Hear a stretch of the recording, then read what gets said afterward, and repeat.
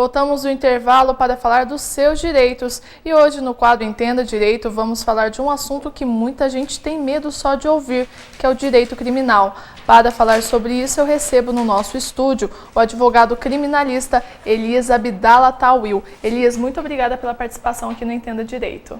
Obrigado você, Carolina, obrigado a toda a equipe da TV Sul que está me dando a oportunidade de falar sobre uma matéria na qual eu atuo especificamente. Além de ser advogado, atuar em todas as áreas do direito, mas a área que eu mais atuo é do direito criminal. Então eu agradeço a você, a toda a equipe da TV Sul por ter aberto esse espaço para que eu possa falar um pouco sobre o tema que será abordado hoje.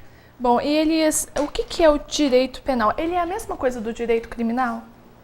Ora, o direito penal, também bem como o direito criminal, é o ramo do direito brasileiro que visa proteger os bens jurídicos, os bens fundamentais do cidadão. Quais são esses bens? É a vida, a liberdade, o patrimônio e a integridade física.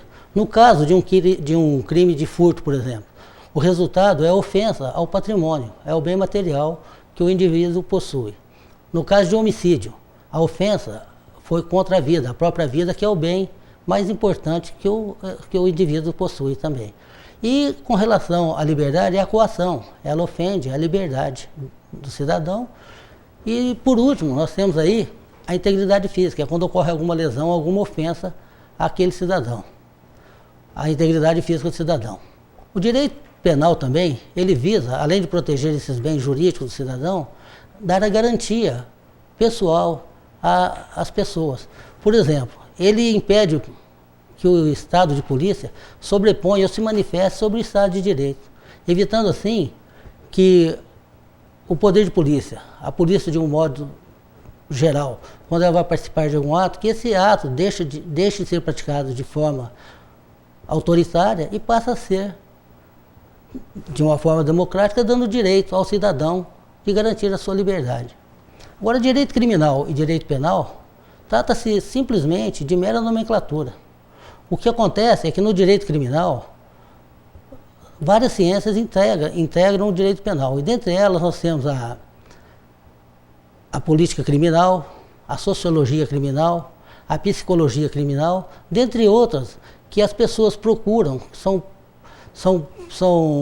elementos subjetivos que as pessoas procuram como resposta para diminuir a criminalidade. Então, entre direito e criminal, realmente não há diferença, é simplesmente nomenclatura, trata simplesmente de nomenclatura.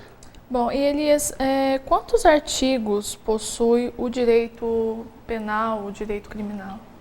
O Código Penal brasileiro possui mais ou menos 360 artigos. Eu não posso responder assim com exatidão, porque ocorrem várias alterações, quase que diariamente ou semanalmente. Mas é mais ou menos em torno de 360 artigos que compõem hoje o nosso Código Penal brasileiro.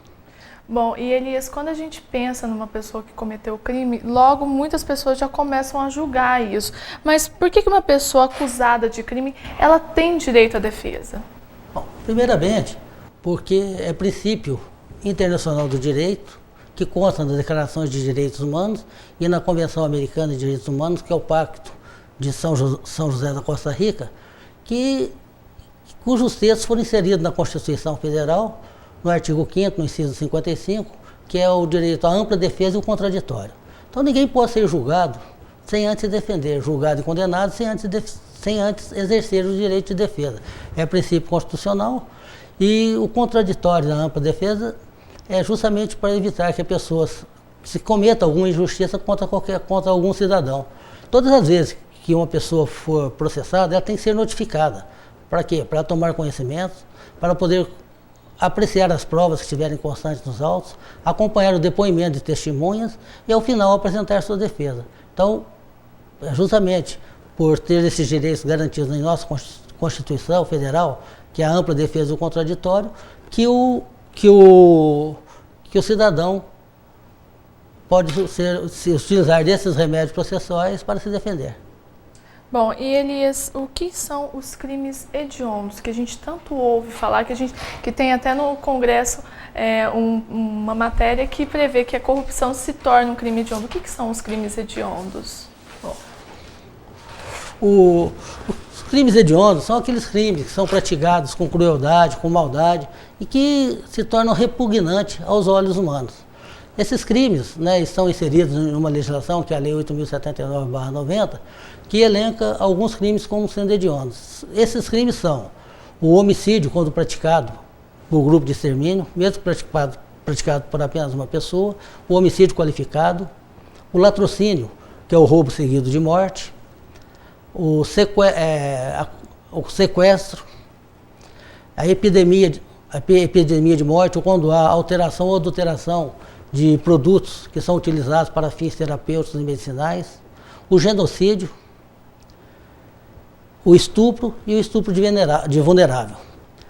E existem alguns outros crimes que não são hediondos, mas se assemelham a eles, que no caso é o crime de tortura e o crime de tráfico de entorpecente de drogas, que sofrem as mesmas consequências penais e processuais. O cidadão que comete um crime hediondo, ele não tem os benefícios, nenhum tipo de benefício, praticamente nenhum tipo de benefício.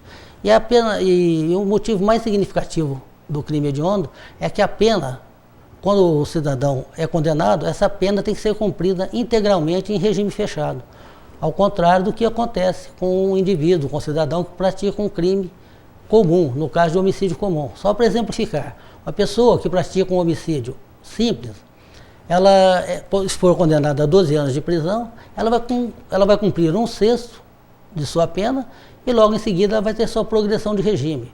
Inicialmente para o regime semiaberto, que é aquele tipo de regime que ele pode sair para o trabalho externo durante o dia e retorna ao presídio no período noturno.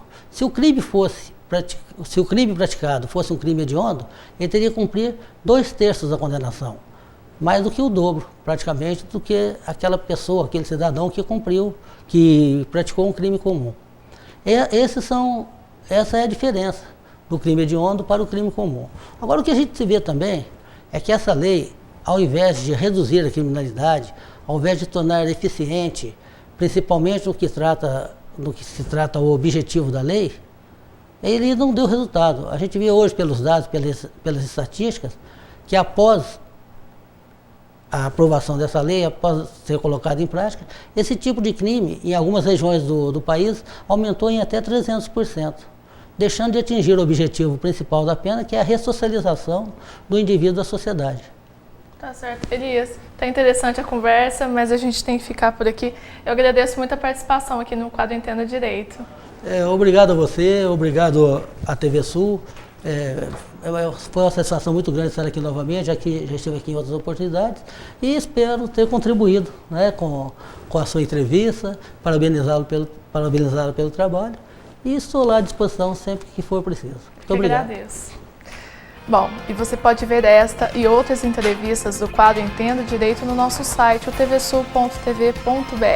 A gente vai para um rápido intervalo e na volta você vai entender mais sobre os hormônios e o que são essas substâncias e como elas agem no corpo humano. Voltamos já.